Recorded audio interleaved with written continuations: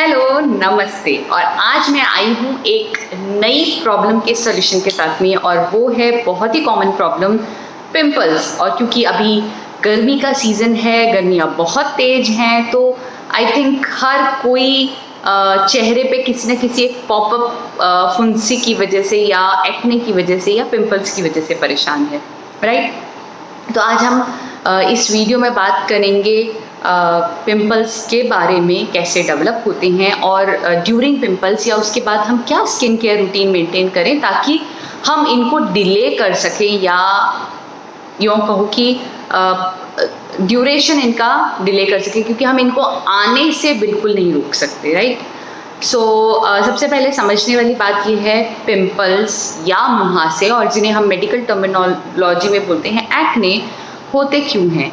Basically ये हमारी oil glands जो होती हैं, ऑयल ग्लैंड यानी तेल की ग्रंथियाँ, उनके ओवर प्रोडक्शन, तेल के ओवर प्रोडक्शन के साथ शुरू होता है।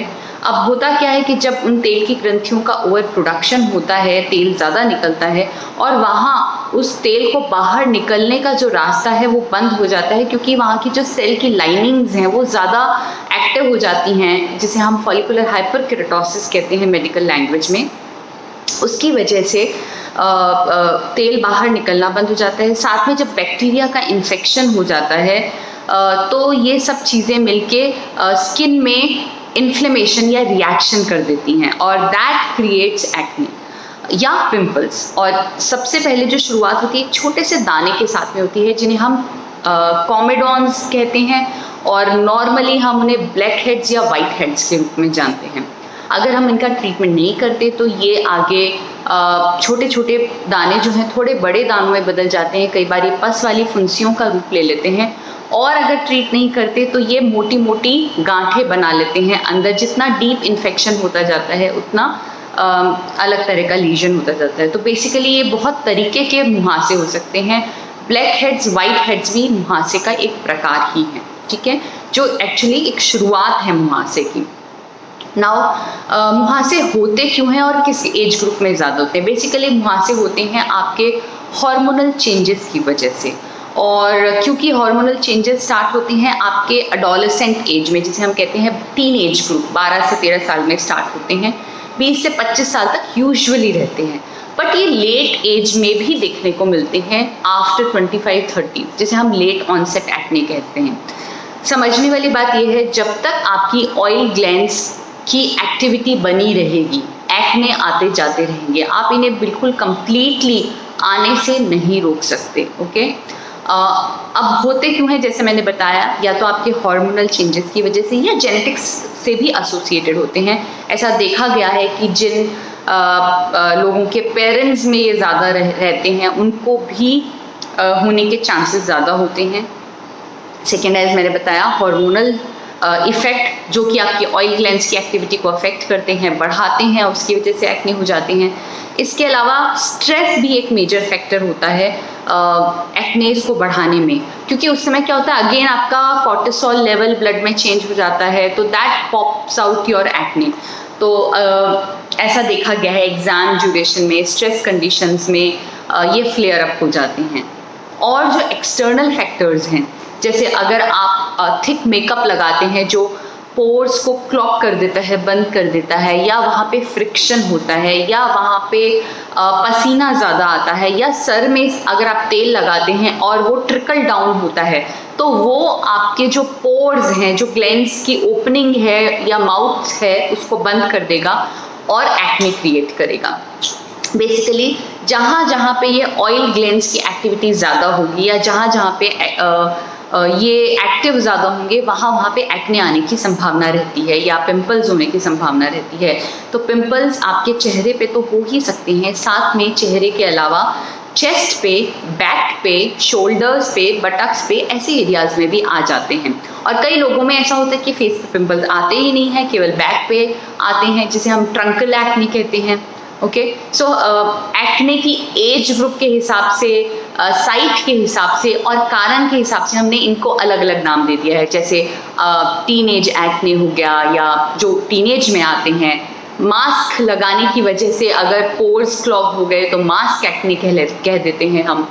ट्रंक पे अगर एक्ने आती है तो हम ट्रंकल एक्ने कहते हैं, और अगर लेट एज में आते हैं तो लेट ऑनसेट एक्ने कहते हैं। सबके कारण में कुछ ना कुछ वेरिएशन होता है और ट्रीटमेंट भी कुछ कुछ अलग होता है। हम उन सबके अलग अलग वेरिएशंस में नहीं जाएंगे आज के डिस्कशन में हम बस कॉमन डिस्कशन करेंगे। अब क्योंकि जब हमने कारण समझ लिया तो अब हमें समझना चाहिए कि ट्रीटमेंट कैसे किया जाता है। ट्रीटमेंट बेसिकली क्या होता है, जिस तरह का एक्ने है उसके हिसाब से उसका ट्रीटमेंट होता है। माइल्ड एक्ने है, ड्यूरेशन कम होगा, कुछ टॉपिकल्स यानी लगाने की क्रीम ज़्यादा होंगी, खाने की मेडिसिन कम होंगी। अगर आप उसका ट्रीटमेंट नहीं करते हैं, वो बढ़ते जाते हैं, जितने ज़्यादा नोड्यूलर या बड़े बड़े मुहासे होते हैं उनका ट्रीटमेंट उतना ही लंबा चलता है और उनमें असर आने में भी उतना ही टाइम लगता है। तो you have to be very patient with the acne. Okay, समझने वाली बात ये है, एक्ने को अगर आप ट्रीट नहीं करते हैं या उसका ट्रीटमेंट नहीं लेते हैं तो क्या क्या हो सकता है। बेसिकली होता क्या है, अगर आपने उसको ठीक नहीं किया तो वो इन्फेक्शन वहाँ काफ़ी समय तक पड़ा रहता है या वहाँ पे इन्फ्लेमेशन काफ़ी समय तक रहता है। उसकी वजह से वहाँ पे काले निशान हो जाने की संभावना रहती है, और अगर ज़्यादा डीप इन्फेक्शन हो जाता है, अंदर ज़्यादा चला जाता है, तो वहाँ पे नोड्यूल्स बन जाते हैं और स्कारिंग हो जाने के चांसेस होते हैं। नाउ समझिए, एक्ने का ट्रीटमेंट 3 से 4 महीने या डिपेंडिंग अपॉन द कंडीशन उतना चलता है। अगर उसमें काले निशान भी साथ में हो जाएंगे तो पहले एक्ने का ट्रीटमेंट और साथ में काले निशान का ट्रीटमेंट जो उससे ज़्यादा लंबा चलता है। और अगर उस पर स्कारिंग हो जाती है तो यूजुअली मेडिसिन से स्कार ठीक नहीं होते, देन उसके लिए आपके पास प्रोसीजर्स होते हैं which are even costlier affair. So basically acne को ठीक करना इसलिए ज़रूरी है ताकि उसके सीक्वल्स जो हैं या जो उसके कॉम्प्लिकेशंस हैं उनको अवॉइड किया जा सके। आपको क्या क्या करना होता है कि आप उसके कॉम्प्लिकेशंस को अवॉइड कर सकें। तो सबसे इम्पॉर्टेंट चीज़, आपको एक regular skin care schedule follow करना चाहिए। क्या आपके लिए सही रहेगा, ऑब्वियसली वो आपके स्किन टाइप के हिसाब से आपके डर्मेटोलॉजिस्ट सजेस्ट कर सकते हैं। आपको सन प्रोटेक्शन करना है। क्यों? क्योंकि ऑब्वियसली इन्फ्लेम्ड स्किन है और इन्फ्लेम्ड मतलब उस पर इंजरी हो चुकी है, और साथ में अगर सनरेज भी जाएंगी तो वो काला निशान ज़्यादा छोड़ेगी, प्लस उसमें इन्फेक्शन और डीपनिंग ऑफ इन्फेक्शन ज़्यादा होगा, तो वो आपको सन प्रोटेक्शन साथ में करना है। थर्ड इम्पॉर्टेंट चीज़, आपको एक्ने को पॉप नहीं करना है, टच नहीं करना है। बहुत बार जैसे ही हम एक्ने देखते हैं हमारी इच्छा होती है उसमें पस फिल है उसको बाहर निकाल दिया जाए, बट एक्चुअली उसकी वजह से एक्ने और ज़्यादा खराब हो जाता है।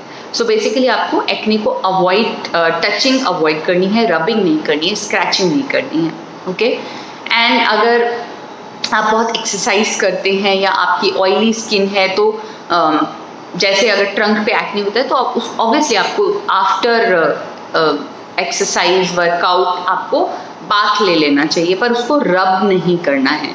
अगेन रबिंग की वजह से वहाँ पे काला निशान पड़ सकता है।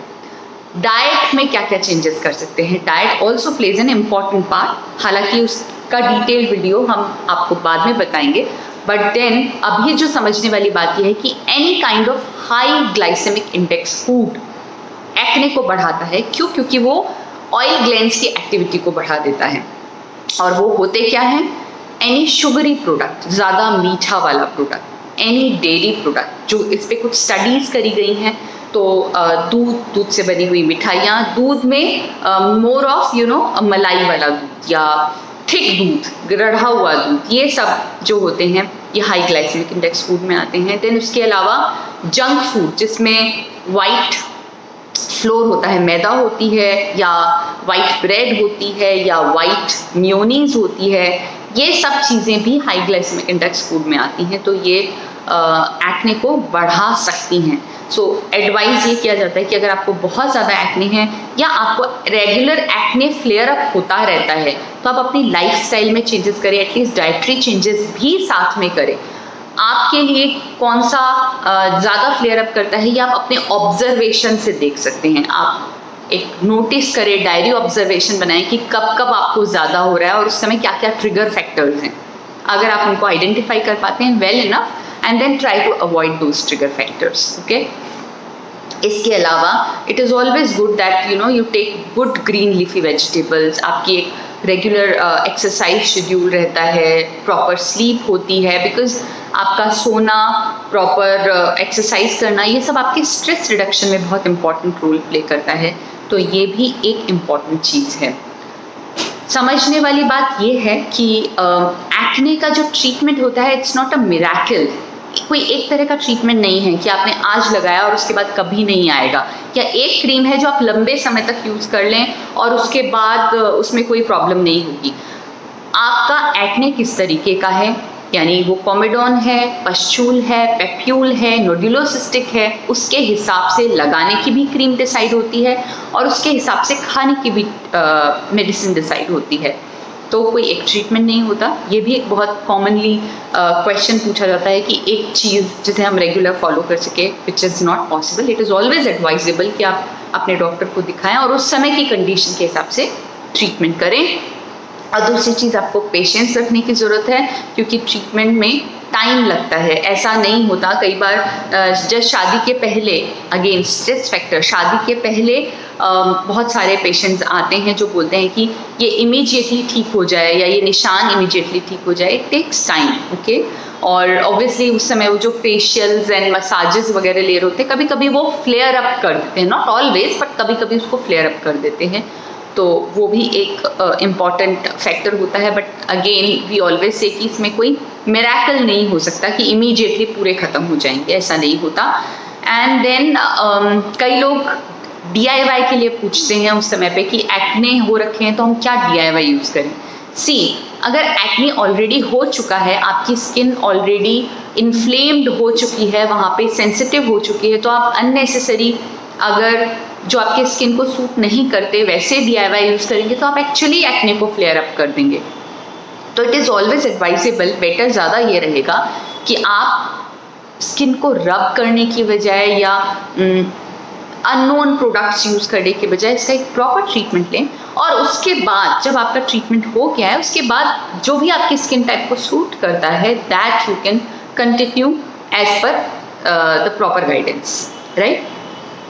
सो एक्ने ट्रीटमेंट इसलिए ज़रूरी है ताकि उसकी कॉम्प्लिकेशंस को अवॉइड कर सकें। And the last and most important thing, आप ऐसा नहीं कर सकते कि एक्ने आए ही ना, क्योंकि जब तक आपकी ऑयल ग्लैंड्स की एक्टिविटी रहेगी, चांसेस हैं कि वहाँ एक्ने आ सकते हैं।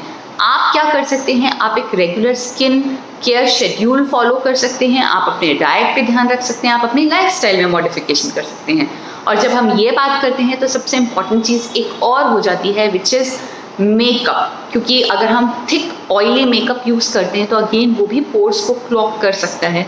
तो जब भी आप सोने जाते हैं, before bed remove all your makeup and then do the cleansing of your face. 2 time face wash is sufficient. इससे ज़्यादा फेस वॉश करना भी अगेन स्किन को सेंसिटिव बनाता है, एक्ने को फ्लेयर अप करता है। तो that is not required, 2 times is sufficient. Okay, so I think that is all for today regarding the acne. Acne अगर आता है तो उसका ट्रीटमेंट लेना ज़रूरी है ताकि उसके कॉम्प्लिकेशंस को अवॉइड किया जा सके। And have patience. इसके अलावा आपकी कोई भी क्वेरी है, you can put in the comment box and will be happy to answer those queries. Thank you, bye.